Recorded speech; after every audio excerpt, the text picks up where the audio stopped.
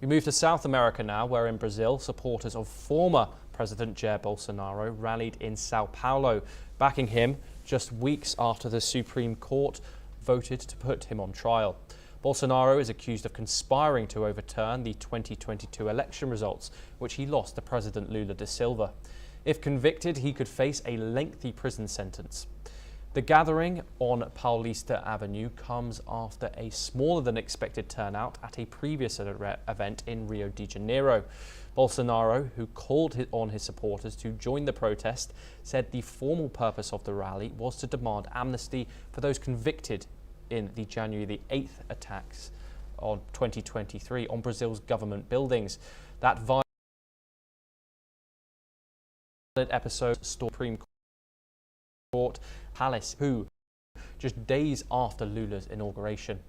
Bolsonaro is already banned from holding public office until 2030 for undermining Brazil's electoral system.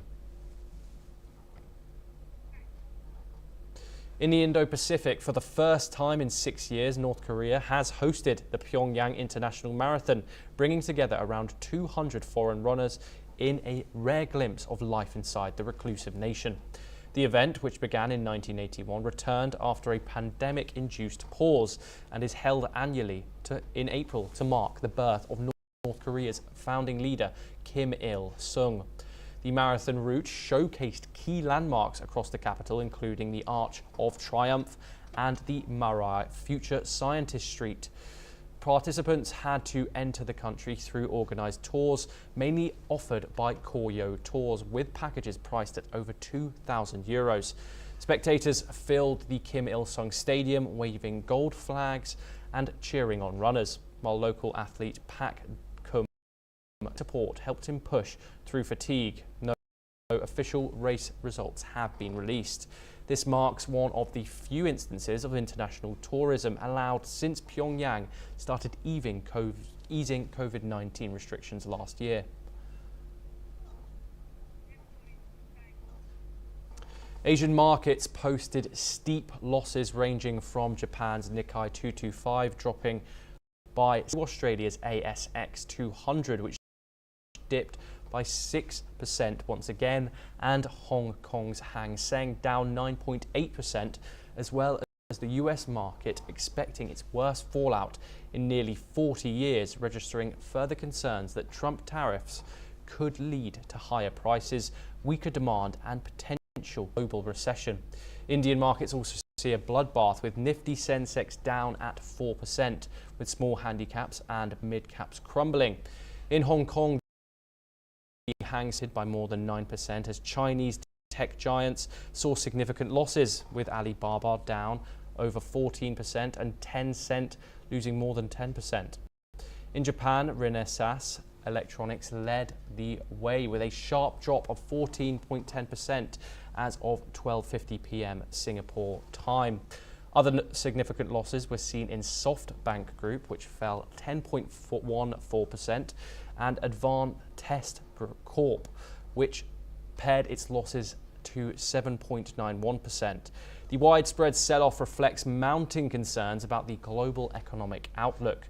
US officials say more than 50 countries and territories have reached out to Washington for trade talks. We are now joined by Akshita Thomas, Associate Producer for NewsX Wealth, located in New Delhi. Akshita, what can you tell us about this ongoing stock crisis? The Chief Justice of India has asked. Yes, hello Tom. So our biggest update today morning is that the US stock market in Asia have plummeted. The numbers have plunged and the Asian markets have taken a big hit since Trump has vowed the tariffs. If we are taking a look at the numbers, we can see that DAX performance has plunged significantly. We have a 4.9% fall. And if we look at other markets, we see Euronext has taken another hit at 5.9%, 0.9% they have fallen.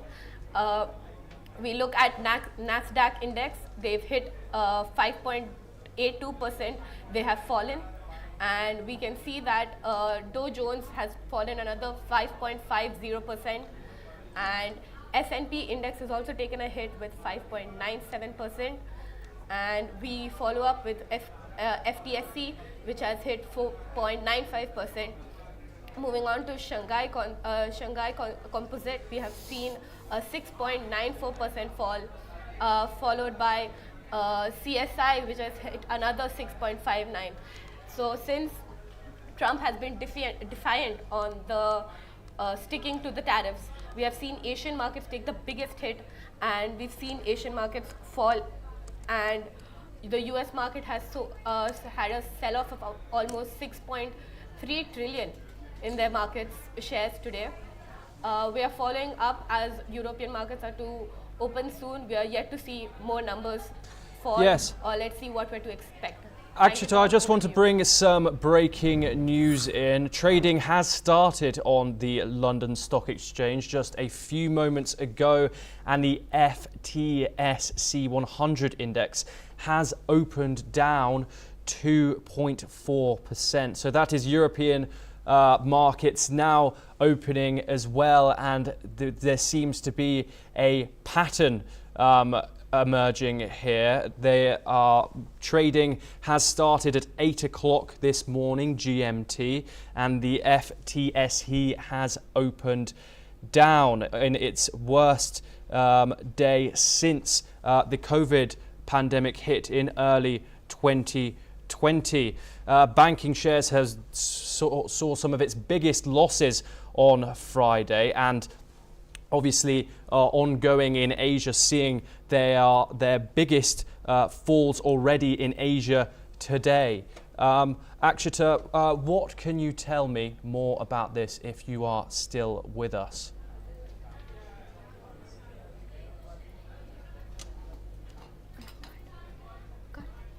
Okay, we appear to be having... Okay, thank you. The call got cut. The call. Okay, thank you. That's all we have time for. We will continue to bring you more.